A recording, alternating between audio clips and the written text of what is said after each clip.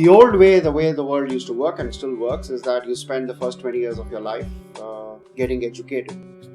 The reality is the world is changing so rapidly that what you learn in 20 years may not be relevant 5 years later, which is why I don't believe education stops at 20 years. Education is a lifelong process. Education is learning and then using that learning to deal with life and challenges every day.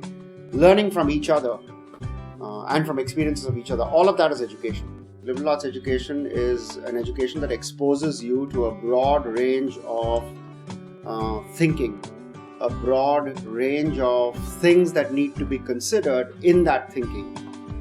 It's an approach to problems and opportunities. It's an approach to arguing and debating the pros and cons of those changes that you need to drive to grab those opportunities or to deal with those challenges. I think the distinction between liberal arts and many other streams is that it's not a single dimension. It's not deep in only one dimension. One of the interesting things about countries like India and China and many other places is that you have a lot of colleges, universities and education and people who gravitate to depth in just one or two areas, math and science and so on. And that has its pluses.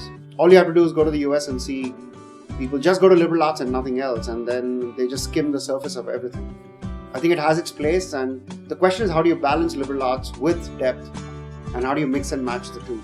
Because I think both are important. To the fundamental vision of Ashoka, it is that it's built on two or three premises.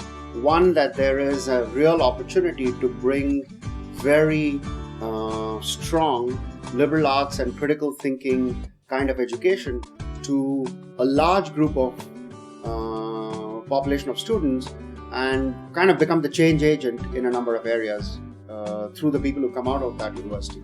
The next part of that journey was to get a bunch of people who get convinced that actually it has real legs and it's valuable and it's a good thing to do. And I think that's the process that has been gone through over the last 2 or 3 years. So it's now at a point of execution. The key for me would be execution. How is execution going to happen?